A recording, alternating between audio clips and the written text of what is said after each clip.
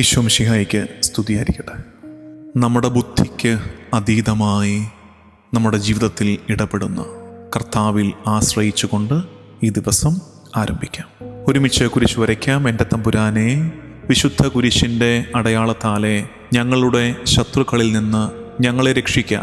ഞങ്ങളുടെ തമ്പുരാനെ, പിതാവിൻ്റെയും പുത്രൻ്റെയും പരിശുദ്ധാത്മാവിൻ്റെയും നാമത്തിൽ ആമേൻ.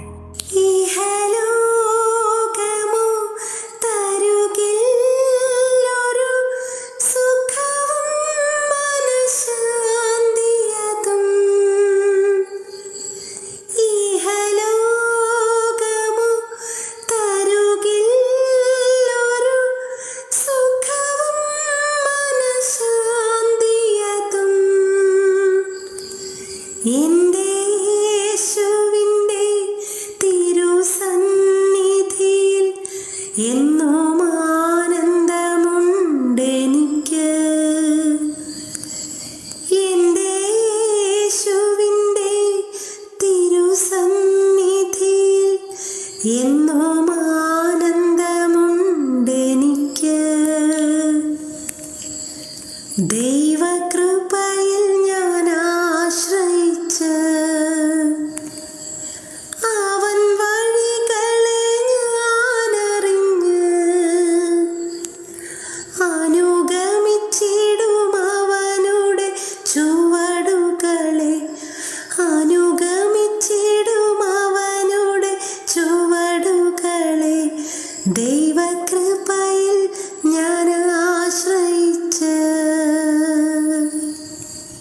സുഭാഷിതങ്ങൾ 3-ാം അധ്യായം 5-ാം വാക്യം. Proverbs chapter 3 verse 5. കർത്താവിൽ പൂർണ്ണ ഹൃദയത്തോടെ വിശ്വാസമർപ്പിക്കുക, സ്വന്തം ബുദ്ധിയെ ആശ്രയിക്കുകയും അരുത്. Trust in the Lord with all your heart and do not rely on your own insight. ദൈവകൃപയിൽ ഞാൻ ആശ്രയിച്ച് അവൻ വഴികളെ ഞാൻ അറിഞ്ഞ് അനുഗമിച്ചിടും അവനുടെ ചുവടുകളെ. കർത്താവിൽ പൂർണ്ണമായി ആശ്രയിക്കാൻ ഈ വചനം നമ്മെ ക്ഷണിക്കുന്നു. വിശുദ്ധ ഗ്രന്ഥത്തിൻ്റെ ജ്ഞാനം നമുക്ക് നൽകുന്ന അപായ സൂചനയാണ് ദൈവത്തെ മറന്ന് നിന്നിൽ തന്നെ ആശ്രയിക്കരുത് എന്ന്. കർത്താവിൽ ആശ്രയിക്കുക എന്ന് വെച്ചാൽ ട്രസ്റ്റിംഗ് ഗാഡ് മീൻസ് പൂർണ്ണമായും കർത്താവിന് നമ്മെ തന്നെ വിട്ടുകൊടുത്ത് ദൈവീക ജ്ഞാനത്തിൽ നമ്മുടെ തീരുമാനങ്ങൾ നയിക്കപ്പെടാൻ അനുവദിക്കുക. തിരുഹിതം പോലെ സംഭവിക്കട്ടെ എന്ന് വിചാരിക്കാൻ കഴിയുക. അതാണ് ട്രസ്റ്റിംഗ് ഗാഡ്.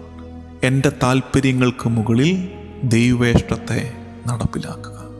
ലോകത്തിൻ്റെ താല്പര്യങ്ങൾക്കനുസരിച്ച് തീരുമാനമെടുക്കുമ്പോൾ, സ്വാർത്ഥത നമ്മുടെ തീരുമാനങ്ങളെ സ്വാധീനിക്കുമ്പോൾ, നാം പാടി പ്രാർത്ഥിച്ചതുപോലെ ഇഹലോകമോ തരികില്ലൊരു സുഖവും മനഃശാന്തിയതും. തീരുമാനമെടുക്കുന്ന നേരത്തെല്ലാം നല്ലതാണെന്ന് തോന്നും, എല്ലാം ശരിയാണെന്ന് തോന്നും. പക്ഷേ അതിനപ്പുറത്ത് ഒരു മനഃശാന്തി അനുഭവിക്കാൻ കഴിയാതെ നമ്മൾ വലയും. കർത്താവിൻ്റെ ഹൃദയത്തിനിണങ്ങിയ തീരുമാനങ്ങൾ നമുക്കെടുക്കാം. കർത്താവിൻ്റെ മനസ്സിന് മുകളിൽ നമ്മുടെ ബുദ്ധി ഉപയോഗിക്കാതിരിക്കാം. കർത്താവ് തന്നവ കർത്താവിൽ നകലാൻ കാരണമാകരുത്. നമ്മുടെ ബുദ്ധി കർത്താവ് നൽകിയതാണ്. ആ ബുദ്ധി കർത്താവിനെ അറിഞ്ഞ് സ്നേഹിക്കാനാണ് നാം ഉപയോഗിക്കേണ്ടത്. അനുഗ്രഹം വീഴ്ചയ്ക്ക് കാരണമാകരുത്.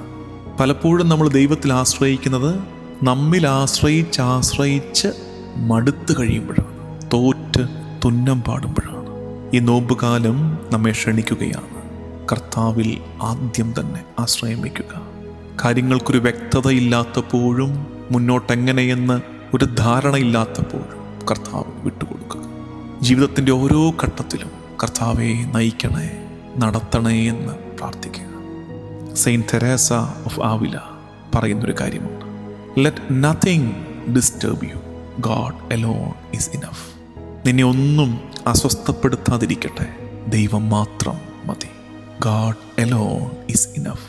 നമുക്ക് പ്രാർത്ഥിക്കാം.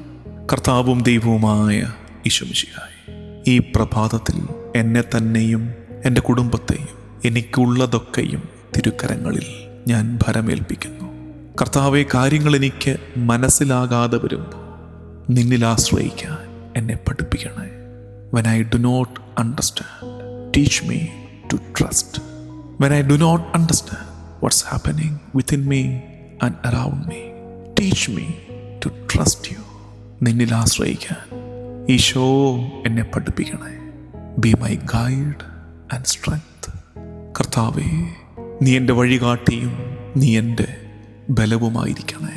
ഈ ദിവസത്തിൻ്റെ എല്ലാ വ്യാപാരങ്ങളെയും ഈശോയ്ക്ക് വിട്ടുകൊടുത്ത് ദിവസത്തിൻ്റെ ആശീർവാദം സ്വീകരിക്കാം. നമ്മുടെ കർത്താവ് ഈശോ മിശിഹായുടെ കൃപയും പിതാവായ ദൈവത്തിൻ്റെ സ്നേഹവും പരിശുദ്ധാത്മാവിൻ്റെ സഹവാസവും എന്നും എല്ലാ കാലവും കൂടെ ഉണ്ടായിരിക്കട്ടെ, ഇപ്പോഴും എപ്പോഴും എന്നേക്കും.